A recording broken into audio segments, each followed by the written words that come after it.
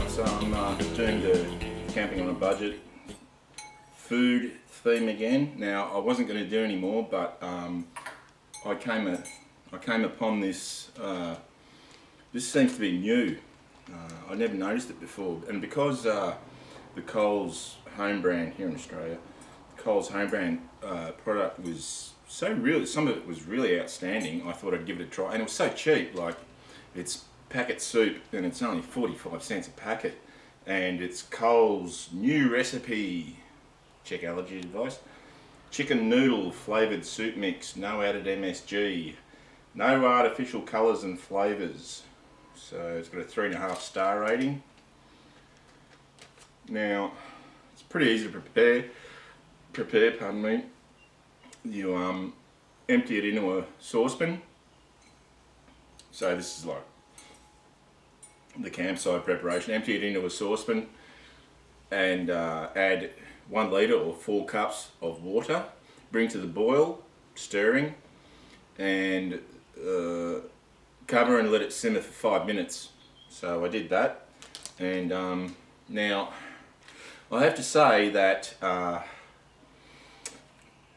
in all honesty, and this is not an idle boast, my mother used to make, God rest her soul, when she was alive, the best chicken noodle soup, but she didn't actually make chicken noodle soup. She made chicken soup with semolina dumplings, and let me tell you, there is not one person that I know who had some of her soup who was you know, lucky enough to have some of her chicken soup that didn't say that was the best chicken soup I've ever had in my life. Everybody said it. Everybody that tried it. She was a real master, and she would use a whole chicken, and she would boil that chicken in that soup, and the chicken would get taken out, and then she would add semolina dumplings, and they were great.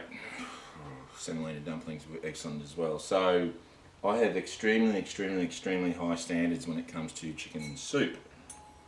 Now, since this chicken soup has never probably even the closest it's been to a chicken is maybe a picture of a chicken, you know, picture of Colonel Sanders, you know. So here we go. This is the first try.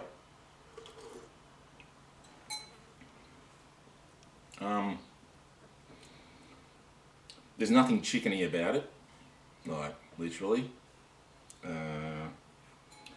The noodle to broth ratio is pretty good. Yeah. There's no chicken flavour at all, because the reason is that the ingredients are pasta, which is semolina wheat, salt, sugar, onion powder, natural flavouring, go away flies, natural flavouring, hydrolyzed soy protein, yeast extract, flavour enhancer 635, natural colour, which is turmeric, and herb. So there's no chicken in it whatsoever. So one of the secrets to enhancing, because it's actually, like, salt wise, don't have to add any salt to it at all.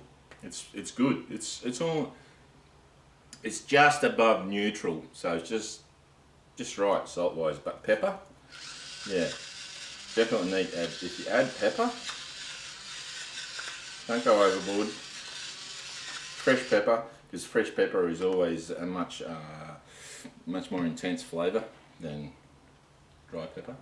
And then obviously in the field, if you know, there's no problems having pepper, but then you would add some spring onion, some shallot, I think you call it in the United States, and some fresh parsley.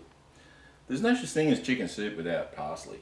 You got to have parsley in your chicken soup. In fact, in my mum's chicken soup, she used to cook, because we grew the parsley in our garden, she used to cook, you would put the whole parsley plant in, because the difference between parsley and parsnip is that parsley has a much bigger head on it, green, and parsnip has got a bigger root on it. So with parsley, she would take the whole plant out of the garden and clean it and put the whole plant in, and you would get a much better flavour profile. So let's try it now. That's a lot better. It's very yeah, it's very thin. Now I've got some a while ago I bought some Mission roti bread.